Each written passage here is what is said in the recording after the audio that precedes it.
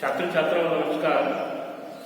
जो अपने paper second जो ह्यूमन ज्योग्राफी है मानव भूगोल, उसमें जो अपने जो चर्चा का विषय था उससे पहले अपने उसमें 3 टॉपिक यानी 5 टॉपिक थे उनको क्लियर कर दिए और अब अपना जो नेक्स्ट टॉपिक है वो है मरुस्थलीकरण। तो वर्तमान समय में विश्व का लगभग यानी वर्तमान समय में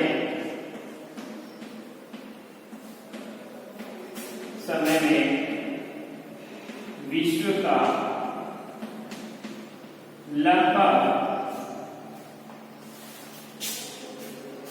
लगभग 20% भाग मरुस्थल,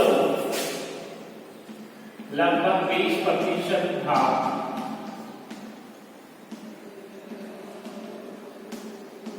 मरुस्थलों, अर्ध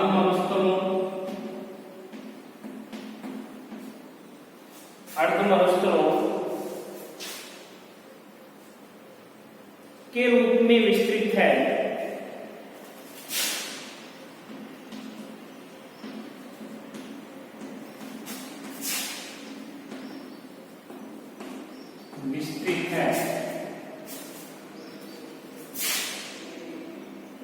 मरुस्थलीय प्रदेशों के 1977 में तैयार किए मानचित्र के अनुसार मरुस्थलीय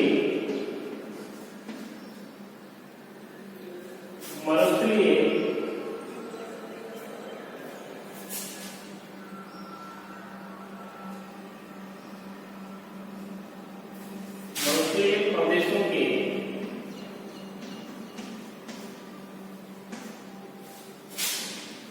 1977 के अनुसार तैयार किए गए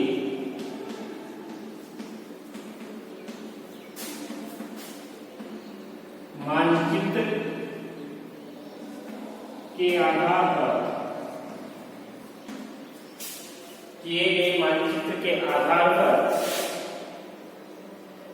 यूरोप के 2%, यूरोप के 2% और अमेरिका के 19%, अमेरिका के 19%, एशिया के 31% और अफ्रीका के 34%, अफ्रीका के 34% व ऑस्ट्रेलिया के स्वतंत्र प्रतिशत भाग पर मरुस्थलों का विस्तार है।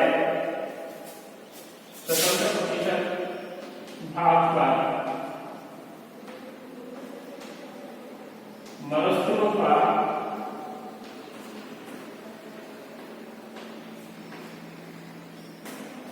विस्तार है। अब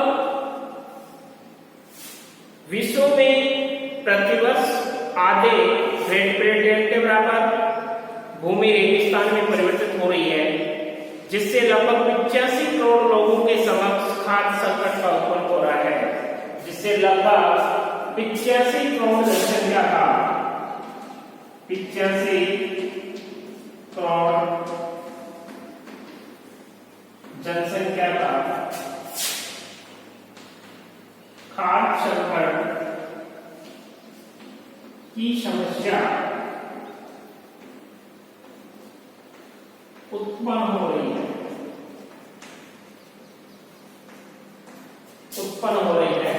अब जो खाद्य समस्या की खाद्य संकट उत्पन्न हो रहा है, विश्व में मरुस्थल बिखरे हुए न होकर, यानी जो विश्व में जो मरुस्थल है वो बिखरे हुए न रहकर 2 भागों में बटे हुए हैं। मरुस्थल 2 भागों में बटे हुए हैं। पहला है उत्तरी गोलार्ध, उत्तरी उत्तरी गोलार्ध और दूसरा है दक्षिणी गोलार्ध। यानी दो भागों में बटा हुआ है, यानी मौसमी भाग एक उत्तरी गोलार्ध में और दूसरा दक्षिणी गोलार्ध में। अब इन दो गोलार्धों में बंटने के कारण जो मरुस्थल से पृथ्वी पर यानी मरुस्थलीय विस्तार कर्क रेखा तथा मकर रेखा के सहारे स्थित है, यानी जो ये विस्तार कर्क रेखा व मकर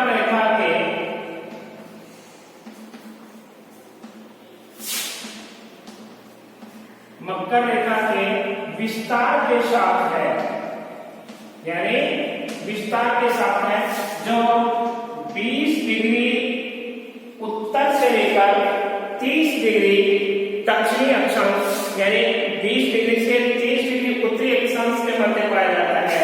20 डिग्री से 30 डिग्री उत्तरी अक्षांश के मध्य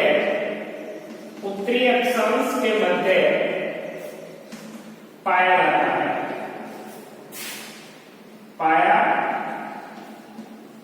है, कौन? मरुस्थल। अब ये मरुस्थल यानी 30 डिग्री से 30 डिग्री उत्तरी अक्षांश के बीच सर्वाधिक मात्रा में पाए जाने के कारण, यानी इसका तो भारत में 12.13% भाग पर शुष्क है, यानी भारत में 12.13% भाग पर शुष्क है व 29.13% भाग अर्धशुष्क व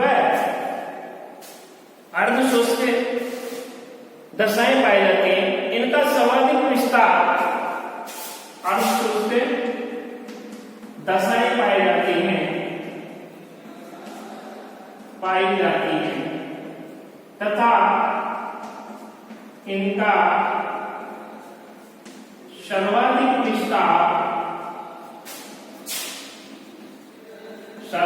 विस्तार राजस्थान, पंजाब, गुजरात व हरियाणा में पाया जाता है। यानी मुख्य रूप से जो इनका विस्तार है वो राजस्थान में, पंजाब में, गुजरात में व हरियाणा में पाया जाता है। आंध्र प्रदेश, महाराष्ट्र तथा कर्नाटक राज्यों में शुष्क व अर्धशुष्क दशाओं का विस्तार है। आंध्र प्रदेश,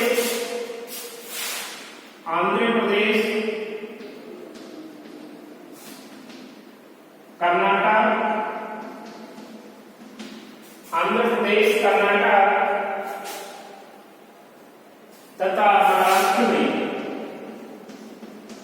तथा महाराष्ट्र में अर्धशुष्क व शुष्क का विस्तार पाया जाता है।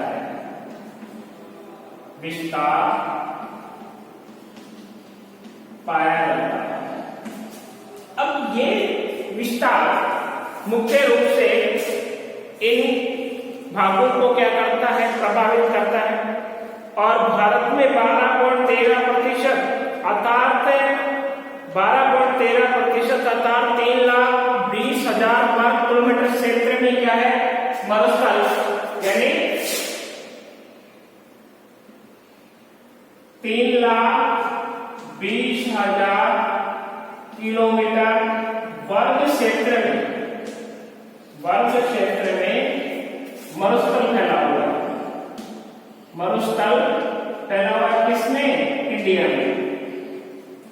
यानी इंडिया में मुख्य रूप से 3,20,000 वर्ग किलोमीटर क्षेत्र में क्या फैला हुआ है? यानी मरुस्थल फैला हुआ है, जो कुल क्षेत्रफल का कितना प्रतिशत है? 12.13%। 12.13% भाग पर क्या है? डेजर्ट एरिया है, यानी मरुस्थलीय भाग फैला हुआ है। अब इस विस्तार मरुस्थलीकरण जो मुख्य मरुस्थलीकरण है, पर्यावरण संकट का एक यानी जो पर्यावरण का जो मुख्य संकट है वो मरुस्थलीकरण माना जाता है। और मरुस्थलीय प्रदेश अत्यंत कम वर्षा वाले क्षेत्र होते हैं, जहां वर्षा की अनियमितता पाई जाती है, वर्षा बहुत कम मात्रा में होती है, आंधी तूफान काफी संख्या में आते हैं। उन क्षेत्र में ये जहां दैनिक जो रूपांतर है वह उच्च पाया जाता है। और मुख्य रूप से भारत में 12.13% अर्थात 3,20,000 वर्ग किलोमीटर क्षेत्र में क्या फैला हुआ है, मरुस्थल पाया जाता है। और मरुस्थलीकरण पर्यावरण संकट का एक क्या है, मुख्य पक्ष माना जाता है। और मरुस्थलीय प्रदेश अत्यंत कम वर्षा वाले क्षेत्र तथा दैनिक रूपांतर उच्च पाया जाता है। अब कोपेन के अनुसार 18.25 सेंटीमीटर औसत वर्षा के शुष्क प्रदेश मरुस्थलीय कहलाते हैं। यानी कोपेन ने स्पष्ट किया है, कोपेन महोदय ने क्या जलवायु का क्या किया था वर्गीकरण, तो कोपेन के अनुसार, यानी कोपेन महोदय के अनुसार कोपेन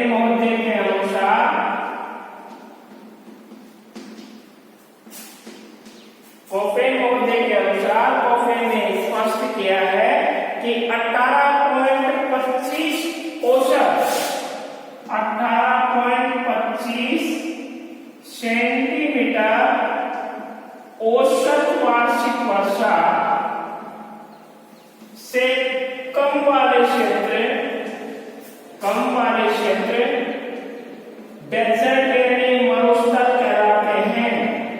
क्या कहलाते हैं, मरुस्थल यानी सूखा क्षेत्र, ड्राई क्षेत्र कहलाता है, जहां पर 18.25 सेंटीमीटर से कम वर्षा होती है वो क्या कहलाता है, मरुस्थल कहलाता है। किसने कहा, यानी कोपेन ने क्या किया था, जलवायु का वर्गीकरण, यानी उसने विश्व की जलवायु का वर्गीकरण भी दिया, भारत की जलवायु का वर्गीकरण भी दिया और राजस्थान की जलवायु का वर्गीकरण दिया। उसने ये स्पष्ट किया कि जो 18.25 सेंटीमीटर से कम वर्षा वाला क्षेत्र होगा वो क्या कहलाएगा, मरुस्थल कहलाएगा, डेजर्ट कहलाएगा, सूखा क्षेत्र कहलाएगा। क्योंकि उसने 3 चीजों का आधार बनाया था, तापमान, वर्षा और जलवायु।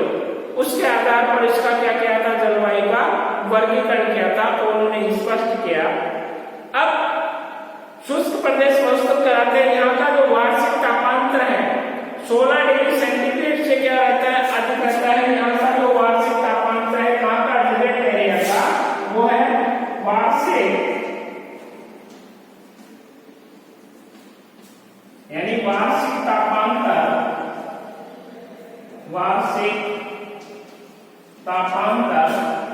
16 डिग्री सेंटीग्रेड से अधिक रहता है, जिसको क्या कहा जाता है, डेजर्ट व सूखा कहा जाता है। अब मरुस्थल के प्रकार, यानी मरुस्थल के प्रकार, तो मरुस्थल के मुख्य 2 प्रकार होते हैं। एक होता है डेजर्ट यानी सूखा क्षेत्र वाला, और एक होता है यानी हिमनद वाला। तो मरुस्थल के प्रकार,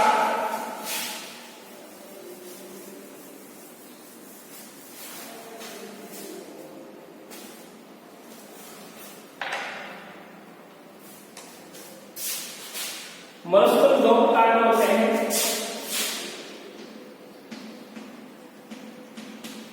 मरुस्थलों के प्रकार मुख्य रूप से ये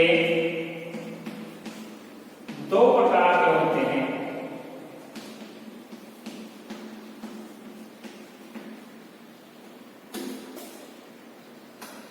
पहला है, फर्स्ट है ठंडे मरुस्थल, फर्स्ट है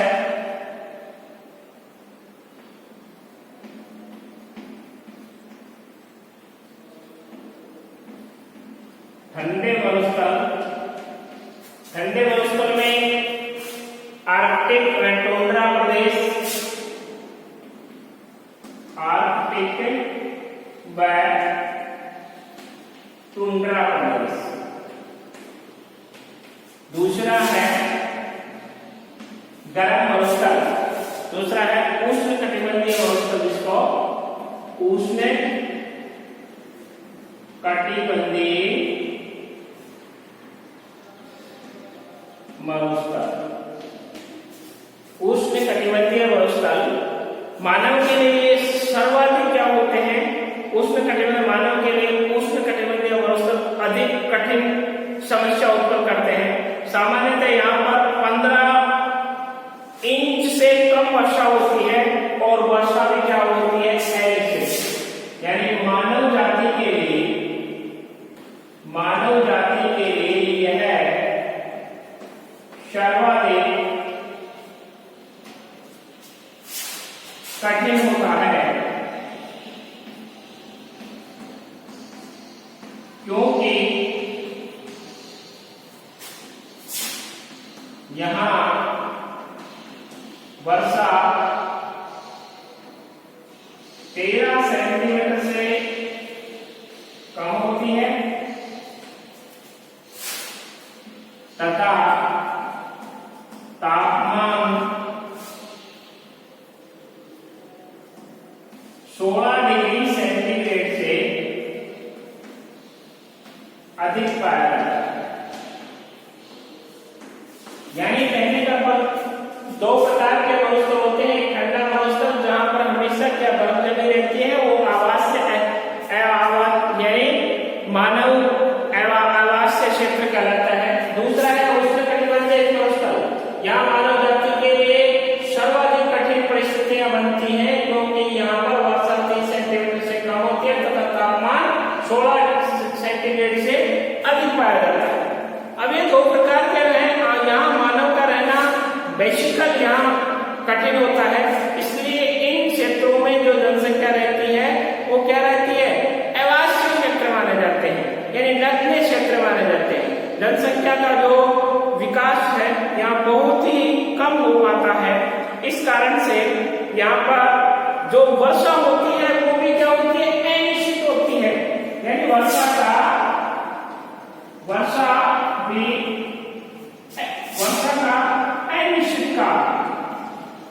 अनिश्चित काल भी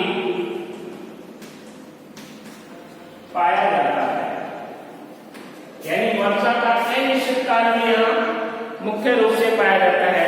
अब है मरुस्थलीकरण की विशेषताएं, यानी मरुस्थलीकरण की प्रमुख विशेषताएं। मरुस्थलीकरण की प्रमुख विशेषताएं, तो मरुस्थलीकरण की जो प्रमुख विशेषताएं हैं उनमें कम वर्षा सबसे पहला है।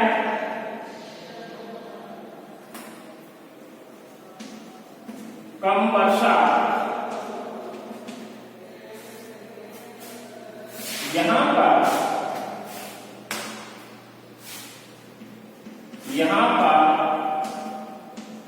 वर्षा का औसत कितना, यानी 15 सेंटीमीटर से कम होता है। यानी जो वर्षा होती है वो 15 सेंटीमीटर से कम होता है। तापमान 20 डिग्री सेंटीग्रेड से अधिक, तापमान 16 डिग्री सेंटीग्रेड से अधिक। इसके बाद में जो नेक्स्ट है वो है, यानी तापमान 20 डिग्री सेंटीग्रेड से अधिक रहता है तथा दिन और रात के तापमान में अत्यधिक अंतर रहता है तथा दिन व रात के तापमान में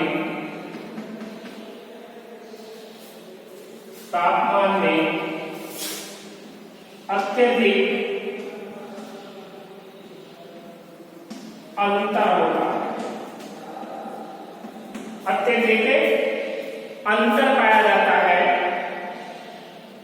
कभी कभी यह तापमान 45 डिग्री तथा कभी कभी कभी कभी यहाँ तापमान 45 डिग्री सेंटीग्रेड से भी अधिक पहुंच जाता है,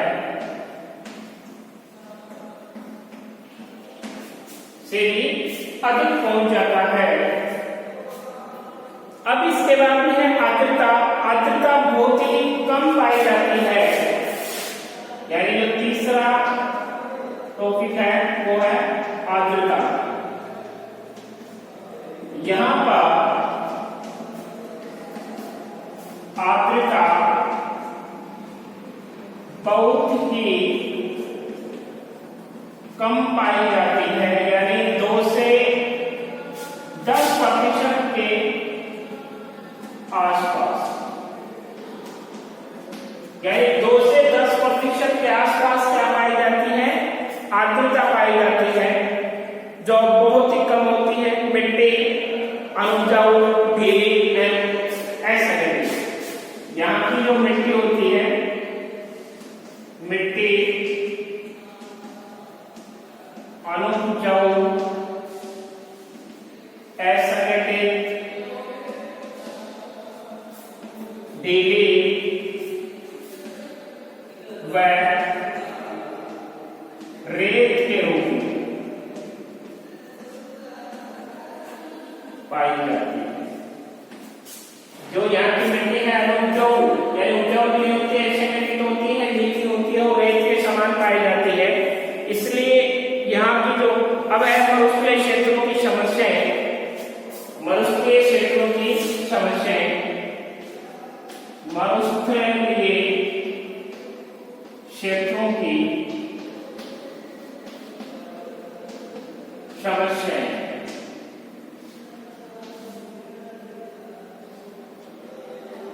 पहली समस्या है मरुस्थलीय क्षेत्रों की, वो है बालू का अतिक्रमण, मृदा का वायु द्वारा अपहरण। बालू का अतिक्रमण पहला है,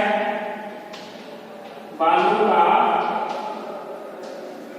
अतिक्रमण। दूसरा है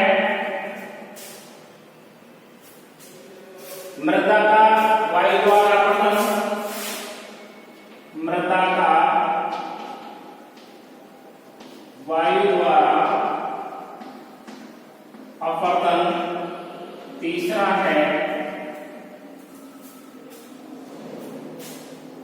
तीसरा है धूल भरी आंधियां,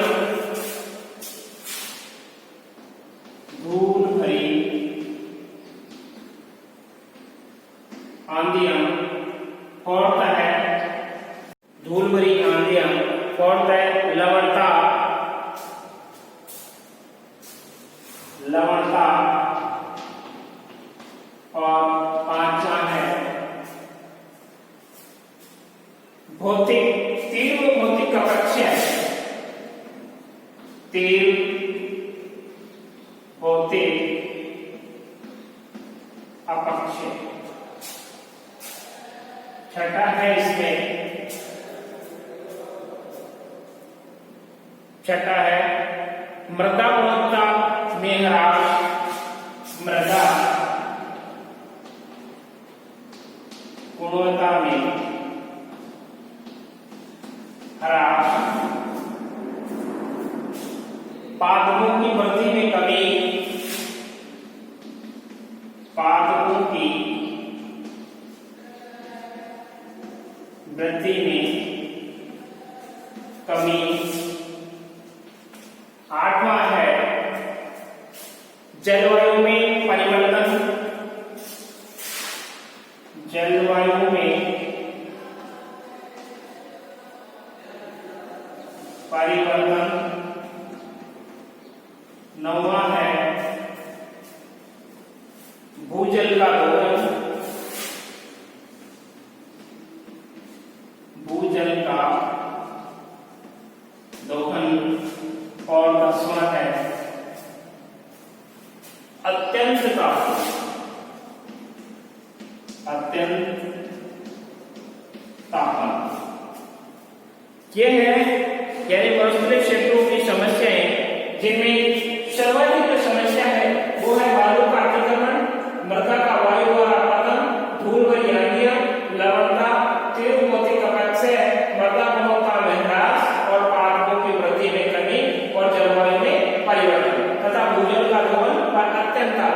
यानी जो मरुस्थल की समस्या में है सबसे ज्यादा क्या है, बालू का क्या होता है, अतिक्रमण होता है। यानी बालू एक स्थान से दूसरे स्थान पर क्या होती है, ट्रांसलेशन होती है, यानी परिवर्तन होती है।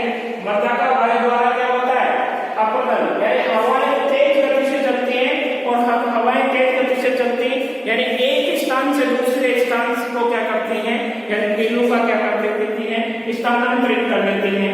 और तीसरा है धूल भरी आंधी, यानी जो डेजर्ट एरिया है, जो सूखा एरिया है, जहां पर वर्षा कम होती है, वहां पर मृदा क्या होती है, ढीली होती है, असंगठित होती है। तो असंगठित ढीली होने की वजह से मृदा का क्या होता है, एक स्थान से दूसरे स्थान यानी धूल भरी आंधियां चलती है, मृदा यानी धूल का गुब्बार उड़ता है।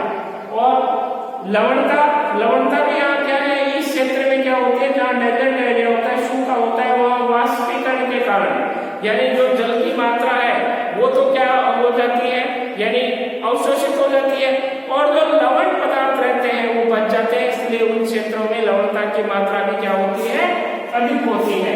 और मृदा की गुणवत्ता में ह्रास, यानी उपजाऊपन नष्ट हो जाता है। अब उपजाऊपन नष्ट हो गया तो वहां पर क्या होता है, मृदा की गुणवत्ता में ह्रास होता है।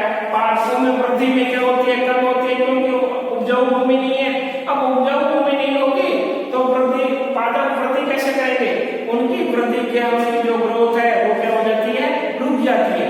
इसलिए उस क्षेत्र में पादपों में वृद्धि नहीं होती है। जलवायु में परिवर्तन, जहाँ तापमान अधिक होगा तो जलवायु में अधिक से अधिक क्या होगा, परिवर्तन होगा। और भूजल का दोहन, यानी उस क्षेत्र में वर्षा कम है तो जो भूजल में जो है नहीं अपने पृथ्वी के आंतरिक क्षेत्र में जो जल पाया जाता है उसको लोग अपने रोजमर्रा की जिंदगी के जीवन के लिए उसको क्या निकालते हैं, बाहर निकालते हैं, ट्यूबवेल के माध्यम से उसका क्या करते हैं, अधिक से अधिक प्रयोग करते हैं। इसलिए उसमें भूजल का दोहन होता है। अत्यंत तापमान, यानी इस क्षेत्र में तापमान भी क्या रहता है, बहुत अधिक रहता है। इसी कारण से यानी मरुस्थलीय भागों में यानी काफी जो जनसंख्या है वो नहीं रह पाती। अब है भौतिक कारण, यानी मरुस्थलीय विकास के जो कारण है उसमें पहला है भौतिक कारण। मरुस्थलीय विकास के कारण, मरुस्थलीय विकास के कारण, तो मरुस्थलीय विकास के कारणों में मुख्य है, पहला है भौतिक कारण, भौतिक कारक। अब भौतिक कारक है, भौतिक कारकों में मुख्य रूप से भौतिक कारक ये दिन और रात में अत्यधिक तापीय परिवर्तन के कारण भूपटल पर चट्टानें टूट जाती हैं। यानी चट्टानें आपस में क्या होती है, टूट जाती है। क्यों टूट जाती है, क्योंकि दिन और रात में अत्यधिक तापमान होता है। अब अत्यधिक तापमान होगा तो ये चट्टानें आपस में क्या चट्टन हो जाती है, टूट जाती है तथा हवा द्वारा उत्पन्न रेत ले जाती है जो ट्रांसफर हो जाता है। अधिक वाष्पीकरण एवं कम वर्षा के कारण लवणता भी की मात्रा भी क्या हो जाती है, बढ़ जाती है। यानी अधिक वाष्पीकरण भी क्या होता है, अधिक होता है, क्योंकि सूर्य की किरणें क्या पड़ती है, सीधी पड़ती है। अब सूर्य की किरणें जब सीधी पड़ती हैं तो वहां पर जो वाष्पीकरण है उसकी मात्रा बढ़ जाती है और अधिक वाष्पीकरण बढ़ जाने के कारण उस क्षेत्र में यानी उस क्षेत्र में लवणता की मात्रा भी क्या हो जाती है, बढ़ जाती है। वनस्पति की कमी के कारण उपजाऊ मिट्टी की रचना भी नहीं हो पाती। यानी जब वनस्पति नहीं है या हुमस नहीं है, यानी वनस्पति जिस क्षेत्र में नहीं होगी तो उसमें हुमस की मात्रा कम पाई जाएगी और हुमस की मात्रा कम पाई जाती है तो उपजाऊपन काफी कम होगा उस क्षेत्र में। उसके बाद में है सूखा की अधिकता के कारण मानव और वनस्पति कम हो जाती है। यानी सूखा क्षेत्र है तो सूखे क्षेत्र में के कारण मानव और वनस्पति का कम हो जाती है। और अत्यधिक गर्मी के कारण हवा में जल धारण करने की शक्ति भी क्या हो जाती है, बढ़ जाती है। इसलिए वर्षा नहीं हो पाती। यानी हवाएं तेज चलती हैं तो उसमें जल धारण करने की क्षमता बढ़ने के कारण वहां जो वाष्पीकरण होता है वो अत्यधिक हो जाता है और वाष्पीकरण अत्यधिक होने की वजह से ही वर्षा कम होती है। धूल के कणों के आकार व मात्रा में वृद्धि के कारण जो धूल के कण होते हैं उन धूल के कणों के आकार व मात्रा में वृद्धि के कारण वर्षा नहीं हो पाती। मनुष्य के जो विकास में है, विकास के कारण है, उसमें दूसरा है मानवीय कारण, मानवीय कारण। तो मानवीय कारणों में जो मानव के द्वारा प्रकट होते हैं ये कारण, उसमें वृक्षों का कटाव को रोकना, यानी पहला है वृक्षों के कटाव को रोकना। दूसरा है वृक्षों के कटाव को रोकना। सेकंड है पर्वतों व खाली जगहों पर वृक्षारोपण करना। पर्वतों व खाली जगहों पर वृक्षारोपण करना। तीसरा है, यानी थर्ड कारण है, ईंधन के लिए अन्य साधनों की उपलब्धता। ईंधन के लिए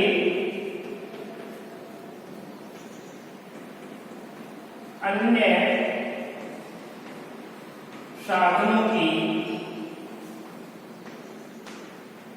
उपलब्धता, यानी ईंधन के लिए यदि अपने अन्य साधनों की उपलब्धता कर देंगे तो पेड़ों को नहीं काटेंगे, और पेड़ों को नहीं काटेंगे तो उनमें ह्रास नहीं होगा, और ह्रास नहीं होगा तो उसका अपने को फायदा होगा। मरुस्थलीकरण, जलवायु के अनुकूल वृक्षों को लगाना। फोर्थ है मरुस्थलीकरण,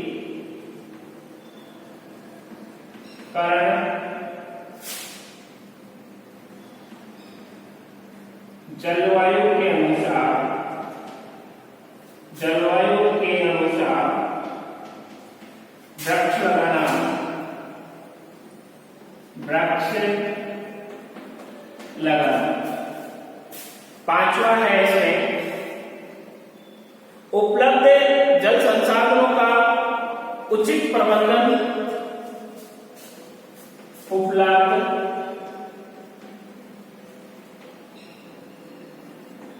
जल संसाधनों का उपलब्धता। और नेक्स्ट है वो है मरु केंद्रीय वृक्ष लगाना, यानी मरु के बीच वृक्ष लगाना। मरु के बीच वृक्ष लगाना। सातवां है कृषि व्यवस्था में परिवर्तन करना। कृषि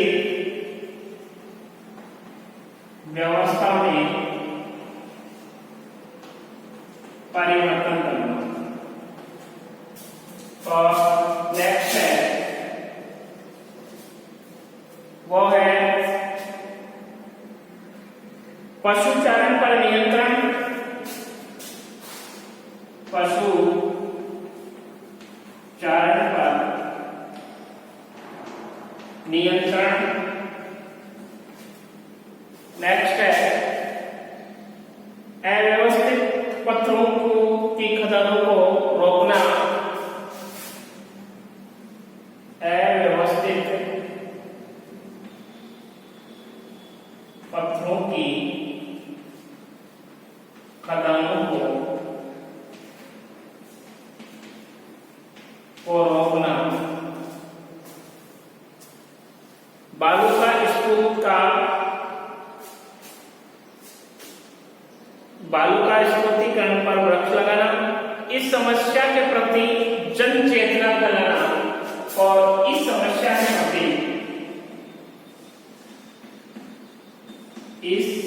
के प्रति जन चेतना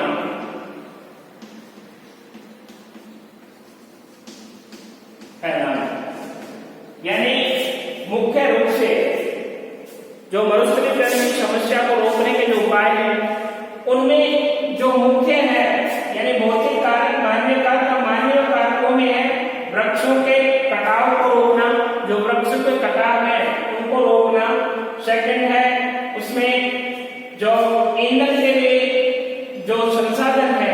उसमें क्या करना, उपलब्धता दिखाना, पर्वत व खाली स्थानों पर वृक्षारोपण करना, मरुस्थलीकरण जलवायु के अनुकूल वृक्षों को लगाना और उपलब्ध जल संसाधनों का उचित प्रयोग करना, मरु के बीच वृक्ष लगाना, कृषि व्यवस्था में परिवर्तन करना। यदि कृषि व्यवस्था में जैसे स्थानांतरित यानी जो स्थानांतरित कृषि है, स्थानांतरित कृषि को पे रोक लगा दी जाए तो स्थानांतरित कृषि में जो आदिवासी जनजाति है वो क्या करते हैं, यानी पेड़ पौधों को जलाकर उसको पेड़ों को नष्ट करके और उस जगह कृषि करते हैं और उसके पश्चात उसको फिर प्रति छोड़ देते हैं, साल 2 साल के लिए प्रति छोड़ के फिर दूसरी जगह चले जाते हैं। तो उससे क्या होता है, उससे क्या हो रहा है कि अपनी वनस्पति है, अपनी प्राकृतिक वनस्पति है, वो धीरे धीरे क्या हो रही है, नष्ट हो रही है। तो इस कारण से यानी इसमें क्या हो रहा है, यानी काफी नुकसान हो रहा है। तो उस नुकसान को क्या किया जाए, रोका जाए और वो प्रकृति में अपना प्रभाव दिखा पाए।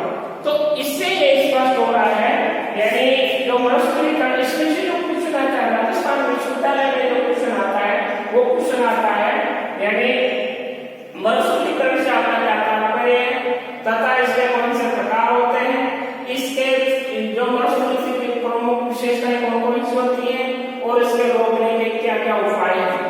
ये क्वेश्चन ज्यादा काफी बार रिपीट होता है, तो इस क्वेश्चन को आपको अच्छी तरह से तैयार करना है। अब नेक्स्ट क्लास में अपना दूसरा टॉपिक स्टार्ट करेंगे। अब धन्यवाद।